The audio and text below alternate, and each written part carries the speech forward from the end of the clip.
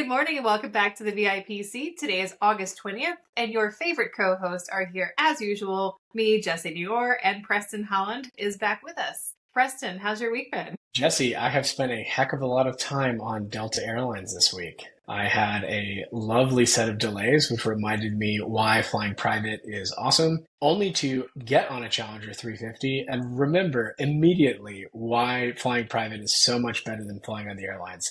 Hence the delay. Sorry, listeners, that we are delayed. I am 100% to blame for this episode coming out one day late. But we can all blame the airlines, which we love to do anyway. So that's good news. Yeah, that's exactly right. Fly private, change your life, all that good stuff. Speaking of flying private, change your life, maybe all of our lives will be changed by eVTOLs at some point in the maybe distant future. Who knows? Maybe my children or grandchildren may someday get to experience it. But Eve has come out with a capital announcement. They are officially public on the Brazilian stock exchange as well as the US stock exchange. Yeah, at first we always talk about our stories at the beginning of the show, and I was like, okay, here we go, another press release with capital being raised for the eVTOL industry, which is still not even near burgeoning yet. Maybe one day it will be. But I do think what's interesting about this is that it was a collaboration with the Brazilian Development Bank, which is Bindespar. I don't know how you pronounce that abbreviation. Bindes. B-N-D-E-S. Bindes. Bindes. All right. But apparently but it's a collaboration between the Brazilian Development Bank and Embraer. So I do think there's a piece of this that's interesting is that obviously some countries are more than willing than others to support this kind of industry growing. So obviously Brazil is, whether U.S. competitors like Joby and such, they're kind of on their own. They have to do their own capital raises. So I think that's interesting about this story. Yeah, I think that this might be a plug for the Sovereign Wealth Fund of the United States, if anything else, right? So you have the Brazilian Development, or it's a subsidiary of the Brazilian Development Bank. So it's Bindespar. They issued and sell, institutional investors to issue and sell in a capital raise via registered direct offering. So a cousin of the SPAC, SPAC's direct offerings, surprise, surprise, a total of 47,422,680 shares of common stock at $4.85 per share. It includes a subscription of Brazilian depository receipts by Bindes, each of which represents one share of common stock at R2621. So now you have to do a little bit of conversion math from different currencies.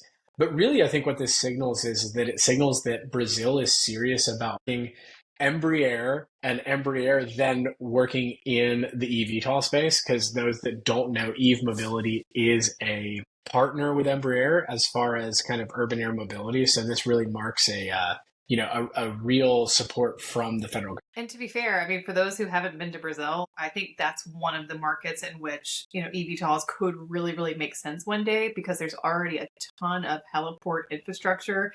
Unfortunately, because of the favelas and other dangerous areas, a lot of people take helicopters to actually commute around towns in Brazil. So yeah, it makes sense for the government to do that. The only bummer here is that the stock was trading at over $7 in July.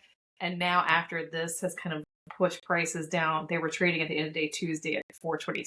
So kind of took a slide on the stock, but they got the government backing them. So I guess that's good news. Yeah, exactly. Well, and these are non-commercial businesses. So this is kind of speculative. Now, not investment advice. Past performance does not indicate future, all that good stuff, right? The attorneys would be very proud of us for saying that. But this is still a speculative stock, and I think that it's still betting on the future. Brazil has said, hey, we're going to pony up and we're actually going to bet on the future. You see a lot of investment happening in Dubai. I think that the idea of an American sovereign wealth fund that pushes projects that would not exist without sovereign wealth fund money is kind of interesting in spaces like eVTOL. Maybe not in the long term. I don't know. We'll see. Yeah, we'll see how it goes. But they're not alone. China has also invested a lot in their competitor, EHang. There's a lot of other countries that are kind of more active in promoting these technologies. So we'll see, maybe not in a couple years, but we'll see how many years it takes for this to develop. Where are they headed? Yeah, I don't know. I hope that it does, but frankly, I'm probably not going to fly them anytime soon, but hopefully that it does, and this really pushes it forward. And who knows, the FAA continually says, hey, we're going to make a plan. We're going to talk about that later. There's always a plan for what's going to happen. Yeah, so their next plan, or the plan for a plan, a framework for a plan one day, the FAA is going to release information on their automation framework soon. Automation can mean so many different things, but I think they're trying to wrap their arms around, okay, what does automation mean to us versus ICAO and other folks? So that's kind of newsy this week, but again, we don't actually have the information yet. It's just they're announcing that they're going to announce soon. Yeah, exactly. The Air Current headline here from Alon Head, who is a fantastic writer. I highly suggest reading any of her stuff. FAA to clarify its automation approach in forthcoming framework document. So nothing like the government planning to have a plan, to have a plan, to have a plan. And then eventually we're going to get there. But by God, we're going to have committee after committee. Nothing moves faster or slower than the federal government. Yeah. Well, and a lot of people, I think, are afraid of, the replacing pilots thing, but we have to be honest with ourselves. There's a lot of automation already in the cockpit today. And I think this is them trying to get their hands around, okay, what kind of levels do we need? What kind of certification do we need? Because even today, look, we've got Garmin Autoland on a lot of aircraft. We have a whole bunch of other, technology features. When are we crossing from, pilot monitoring the systems to these systems just fully doing things on their own with little to no intervention? And what is the definition of each? Yep, exactly. No, I think that it's a really important thing for the FAA to get established. I think hopefully sooner rather than later. I think there's been a lot of push from some higher ups in the federal government to say, look, FAA, make some progress, take a step forward. So hopefully this is finally a indication that we might take a step forward in autonomous flight / semi-autonomous flight / pilot observed flight. I don't know. Hopefully it encompasses all of it. Yeah, I mean, it can be so many different things. I was looking at technology a couple of years ago, actually, Dogg. They were doing things like pilot assisted vision. Think about bird strikes, especially as a helicopter pilot. These systems, could help kind of enhance your own vision by identifying there's a bird in this part of your visual range that probably with the naked eye you wouldn't even really notice. So it's how do we start integrating those technologies? We need to do it quickly because I think there's a lot of great technology already in vehicles today that we're not nearly acting on fast enough in aviation, which is, potentially a more controlled environment in a lot of ways. So I'm excited about it and I can't wait to see what they're starting to come up with. I'm also excited about autonomous flying eventually. And I know that probably makes a lot of pilot unions mad, even bringing that up. But the future is the future. And you can't be John Henry trying to outpace the machines. At some point, autonomous flight is going to be a reality. We just might have to embrace it sooner rather than later. Yeah, no, that's very true. Well, I think that brings us to our Mile High segment. Insert cool Mile High segment theme music from a subscriber here. If you have a good theme music, send it to us. We would love to have it for the Mile High segment. But Jessie, you've got a cute one for private aviation. Yep. And I didn't share this with you, so hopefully it's a surprise to Preston as well. Let me pull this up here. I'll tell you that. One of my favorite people was flying this week, Snoop Dogg and his puppy. Snoop Doggy Dogg and Dogg. Look at that. Can you imagine the smell? Yeah, that's probably us smoking a loud jet if I had to guess. But I love Snoop so much. And I feel like there's something about private jets are kind of making a comeback in the celebrity space. Paris Hilton's new plane, she was doing videos of that. It was for a while, everyone was hiding their private jet usage. And now everyone is out in full force with their doggos on the plane, flying private. Yep. No, I completely agree.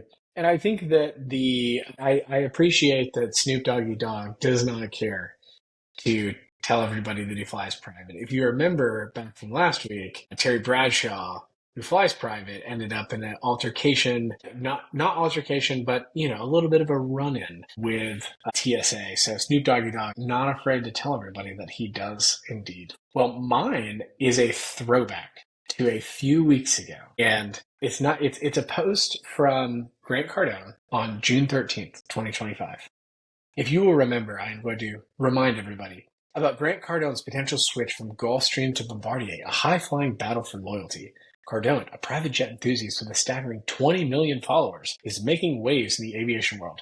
ChatGPT, go crazy. It was give me all the ChatGPT. So he sold his G650 ER. He was considering, apparently, a move to the Global 7500. Well, you'll never guess what I saw at OPF yesterday afternoon when I was there for an event. None other than a Falcon 900 with the 10X branding all over it. What? So I can't help but wonder, 10X that has 10X all over it is now a Falcon 900. That is neither a Global 7500 or a G650ER or G700. Which one is it? I don't know, but we shall see. It's currently owned by BMD Leasing LLC, but let's be honest, it says 10X in giant black and red letters on the side, and the registration is November 10X. Dead giveaway. What? That is a Falcon 900C. It's a 2001. So I don't know. We'll see. We'll see where Grant ends up landing when he's trying to go across the pond, but it seems like he may have taken a little pit stop on the Falcon 900. Interesting. I mean, maybe it's like a fill-in aircraft while he's figuring out what he's going to do or something. I don't know. Well, I thought he had another post about him actually like taking Bombardier. Was that not the case? I think he flew one, but I don't think he bought one. I think that's the big differentiator is that I think he flew on one, but I don't believe that he has bought one. I will say this about Grant Cardone. The man does not do anything subtly. So I feel like if he did buy an ultra long range jet, by God, we would probably have heard about it. And he may have had this Falcon. Now, to be fair, he may have had this 900 for a while. Like that may not be new news. And, and he posted a picture 2 weeks ago. I'm on the hunt for two top experienced pilots to fly a 2024 Yes, Bombardier that was the post. He was 7500. looking for pilots. Yes. Uh-huh. And that is November 17 for Echo Mike. Experience in heavy jets, 10x attitude, youthful energy. So who knows? Let's 10x this guys together. Is it another signal that he might be going global? Did he actually do it? I think the world may never know. But Grant Cardone's mysterious private aviation flying continues. I will tell you this, he won't be subtle. That much is for sure. Yeah, and so I guess until we have like an interior shot with like a flight attendant who has like 10X all over her shirt or something, we just won't really know the truth. Yeah, no kidding. Well, I hope that he gets qualified pilots, and I hope that his pilots remember the 8 hours from bottle to throttle rule, which it appears that this pilot in our next story might have observed, but I don't think that really. Yeah, so this is one of many recent stories about pilot intoxication, which is always comforting to the flying public. But this pilot, this was in Cape Verde, an easyJet pilot who was allegedly, well, and let's talk about this too. Like, he was not drunk before he tried to get on an airplane, okay? He was out having a rager the night before, somehow ended up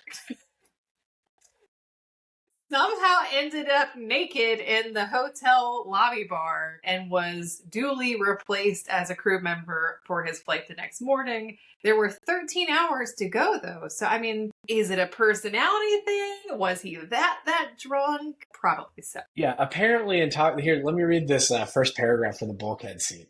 The Sun reports that apparently intoxicated captain was supposed to operate easyJet flight EZ 8996 between Cape Verde's International Airport and London Gatwick on August 6th, only around 13 hours after he allegedly got naked in the bar. The pilot was reported to be in a, quote, paralytic state and walked nude into a closed bar area before meandering to the gym and spa. While an alternate pilot was sent to operate the flight, it ended up diverting to Grand for unrelated reasons. So he got hilariously drunk, walked into a closed bar in the nude, and then stumbled to the gym and spa. Maybe he was going to the gym and spa to try and sober up. He's going to sweat it out, spend some time in the sauna, try and get back to ready. I think it's tough to come back from showing up in your birthday suit to the bar and somebody go, hey, weren't you flying the plane this afternoon? Like, it's tough. We make jokes about this. There is a pretty serious alcohol problem when it comes to commercial airline pilots. So we really hope that this pilot gets the help that he needs. It's a tough look and it's tough, but I mean, easyJet, they're the butt of many jokes. And I think that there is a joke inside of that joke. I'll just let the audience imagination go crazy. Yeah, and this is not the only story this week. This incident happened in January, but the body cam footage, which is like now interesting, we have all this body cam footage. We were seeing so much more than we used to with law enforcement incidents, but there's body cam footage of another pilot, a Southwest pilot, who also claims, according to his attorney, that he was not drunk. Who knows? But the video of him shows him doing what I didn't realize they would do, like a sobriety test, like before you get on your airplane. But he's legitimately, they're having him like walk down the hallway straight, like, touching his nose. And I'm like, don't you just do a breathalyzer test? Like, I don't. Right, exactly. There's probably some good union rule that stops everybody from doing that. As long as he doesn't say, "Well, I couldn't do that sober." Oh, busted. As long as you don't get that one. I will say, stone cold sober, saying your ABCs backwards, can't do it. Couldn't do it if you asked me to right now. Like it's not going to happen. That's one of those. That's one of those tests where I'm like, that's not really a good test for me at least. But yeah, I think that we really hope that there is some resolution in that case. Another piece of interesting news is that there's a pilot who has claimed a altitude record for an electric solar plane. But to be completely frank with you, the record was like less impressive than I realized. Like it's a record, but like just barely. Yeah, I read this story, and I guess it's been so long since the original record that he set. It was in 2010. The pilot's name is Raphael Domjan. It's Swiss. I don't know if it's French or German or what it is. But his first record was in 2010. He was going 9,232 meters in that case. This time he was trying to get to 10,000 meters, but unfortunately he only made it to 9,521, which is about 300 meters different. So that's not a long which way is like 1,000, which is like 1,000-ish feet, right? It's like yeah. what, like 1,300 feet in the grand scheme of things for airplanes. It's like not that crazy of a difference in height. And for something that took like 9 years to break the record or something like that. So Russ Niles is reporting in avbrief.com. He reports it's about 1,000 feet higher than Solar Impulse reached on its circumnavigation in 2016. The Solar Stratus has an 80-foot wingspan to carry 200 square feet of solar panels to power the electric motor that got the aircraft on the ground. 5-hour, 9-minute flight is historic. The goal was to reach 10,000 meters in a little plane to promote more sustainable future for aviation. Didn't quite get there. And after 10 years, only getting a couple more 100 meters. I mean, it's cool. Don't get me wrong. A solar-powered airplane is pretty cool. It just doesn't seem like that much higher in that long period of time, right? Especially considering their original goal was to get to 25,000 meters. I think it just shows you, how much we really want some of these alternative technologies to work. And yes, that would be great if they did, but there are serious technological limitations of getting there. And again, maybe too, I don't know what, the weather conditions were like that day. Maybe they had something bad that, stopped them from doing that. But maybe it was like a little less sunny. Maybe it was a little less sunny than it normally would have been. Cloud cover blocked those. It's solar. A little less windy. Like I don't know how this works up at altitude with solar powered. I will say, very impressive to get what is basically a glider with an electric motor to 32,000 feet, or 31,200 feet. That's pretty cool. I mean, that's pretty high for like what would be considered a GA airplane. So that part's cool. I'll give it to them for that. But I don't know. Hopefully in the next couple of years he can hit the 10,000. Like hopefully we can get some like step changes here. Battery technology's come a long way, right? I don't know. I have no authority to be speaking on this whatsoever. Let's be honest.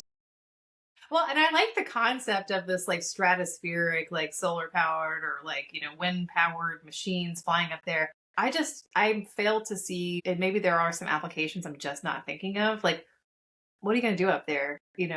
Passengers or like one passenger, like one passenger. Maybe like, I think you have too much weight. Yeah, maybe. I mean, I guess you could like fly forever in theory, right? Like, I guess that's cool. I think. Yeah, satellite. But again, we have low Earth orbit satellites. Yeah, I don't know.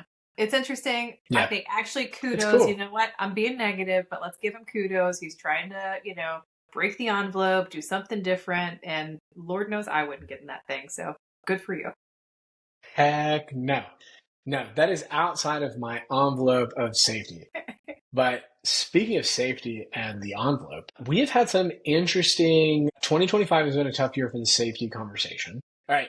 Global aviation safety trends remain positive over the long term, but the ICAO warns that accident and fatality rates rose in 2024 from previous year despite record-breaking traffic volumes. According to the agency's 2025 edition safety report, State of Global Aviation Safety recorded 95 accidents, including scheduled commercial flights worldwide, up from 66 in 2023. 10 of those were fatal, resulting in 296 deaths, more than quadruple the 72 fatalities in 2003. So this is a rear-looking picture of kind of global airline incidents. And I think that this is a trend, Jessie, that you and I were talking about earlier this week, that unfortunately, it looks like it might be spreading out and through other parts of aviation as well. Yeah. And I think obviously we've all seen, at first we thought, okay, it's just the media. There's a lot of coverage of these things, but like we're actually trending in a negative direction. You and I have talked about the reasons why, there's green pilots,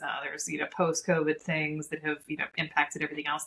But I'm also seeing it just in Part 135 data. So selfless plug here for flyingprivate.org. We track the FAA and NTSB cases. So for those who don't know, and I want to explain this because this is somewhat even new to me, how some of this is working. So what happens when you have an incident or an accident? An incident can be something, insignificant, a little wing clip, a bird strike that caused no damage, but it has to be reported to FAA, right? You put that into a report, FAA takes it into their system, and they publish it in the FAA's preliminary accident report data. From there, it may become an FAA case. If it's severe enough, it may become an NTSB case. So what we do at Flying Private is actually track all of that information.